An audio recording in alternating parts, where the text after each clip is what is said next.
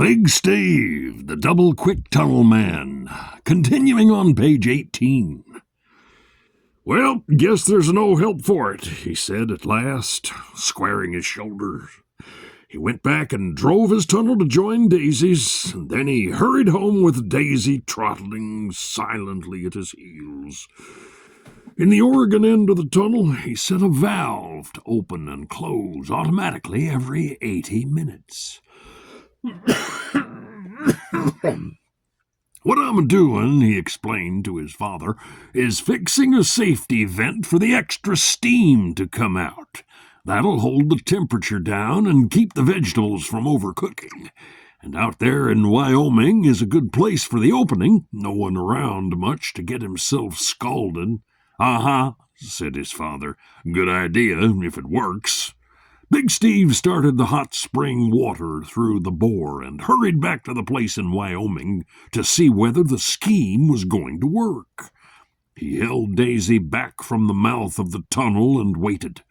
Hot water came bubbling up over the rim of the hole, boiling higher and higher until a tall column of steam, hissing like a demon, rose high into the air. It was breathtaking. Daisy barked, and Big Steve yelled, "It's a daisy, Daisy!" After a minute, when the valve in the Oregon end automatically closed, the column of steam got lower and lower till it disappeared. But 80 minutes later, on the nose, another jet of steam shot up out of the vent. Big Steve was pleased with himself, as well he might be. "Well, that takes care of that," he said. Daisy wagged her tail shyly.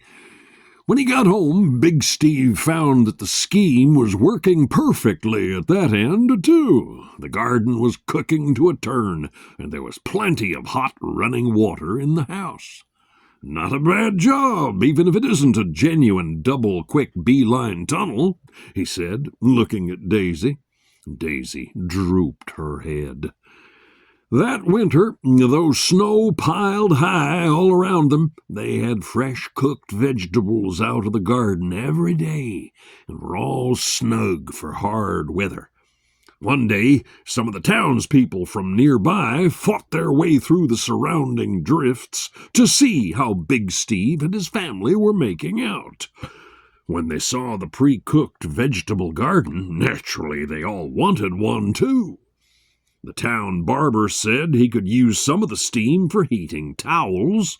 Someone else spoke up for a preheated swimming pool, and a poultry farmer said he'd like to heat his hen houses with it. So Big Steve and Daisy spent the rest of that winter hunting up some more hot springs, connecting them up with whatever heat or steam was wanted in the town, and boring the necessary safety vents. By spring that year, there were steam fountains spurting up all over the place in Wyoming. They all went off at different times, and it was a sight to behold.